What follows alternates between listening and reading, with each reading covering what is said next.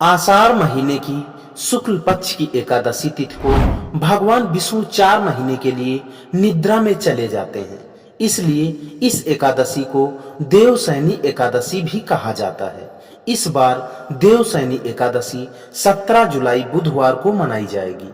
आपको बता दें कि देवशयनी एकादशी से देव उठनी एकादशी तक का समय चातुर्मास कहलाता है।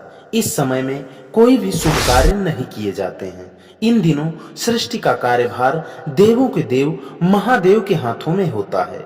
दोस्तों, इस बार एकादशी तिथि 16 जुलाई शाम 8:33 से प्रारंभ हो रही है, जो कि 17 जुलाई शाम 9:02 पर समाप्त होगी। अतः उदया तिथि के अनुसार 17 जुलाई को देवशयनी एकादशी का व्रत रखा जाएगा। आइए अब जानते हैं इसकी पौराणिक व्रत कथा। आपसे निवेदन है, कृपया कथा पूरी सुनें, चैनल को सब्सक्राइब करें, वीडियो को लाइक करें, कमेंट में अपने विचार या जय श्री हरि जरूर लिखें। दोस्तों, पौराणिक कथा के अनुसार मानधाता नाम का एक सूर्यवंशी राजा था।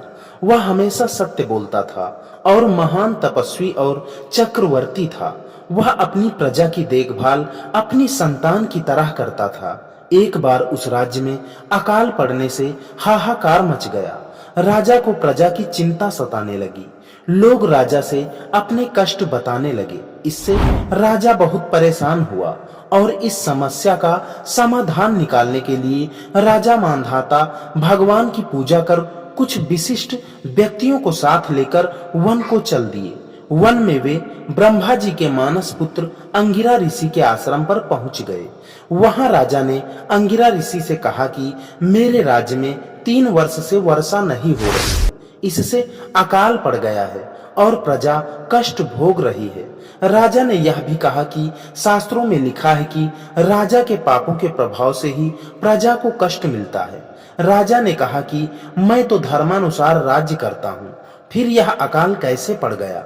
आप कृपा करके मुझे बताइए और इसका समस्या का समाधान भी मुझसे कहिए। इस पर अंगिरा ऋषि बोले, इस युग में केवल ब्राह्मणों को ही तप करने, वेद पढ़ने का अधिकार है, लेकिन राजा आपके राज्य में एक शूद्र तप कर रहा है। इसी दोष के कारण आपके राज्य में वर्षा नहीं हो रही। अगर आप प्रजा का कल्याण चाहते हैं तो शीघ्र ही उस शूद्र का वध करवा दें। राजा मानधाता ने कहा कि किसी निर्दोष मनुष्य की हत्या करना मेरे नियमों के विरुद्ध है और आप कोई दूसरा उपाय बताएं। ऋषि ने राजा से आषाढ़ माह के शुक्ल पक्ष की देवशयनी नाम की एकादशी का विधान पूर्वक व्रत करने को कहा। वे बोले, इस व्रत के प्रभाव से तुम्हारे राज्य में बारिश होगी और प्रजा भी पहले की तरह सुखी जीवन यापन कर पाएगी। राजा ने देवशयनी एकादशी का व्रत पूजन नियमानुसार पालन किया, जिसके प्रताप से राज्य में फिर से खुशहाली लौट आई। कहते हैं मोक्ष की इच्छा रखने वाले मनुष्यों को इस एकादशी का व्रत जरूर करना चाहिए। श्री हरि की कृपा से उनको मोक्ष की प्राप्ति जरूर होती है। तो दोस्तों, मित्रों, माताओं, बहनों, ये थी जानकारी देवशयनी एकादशी के बारे में, उसकी पौराणिक कथा के बारे में।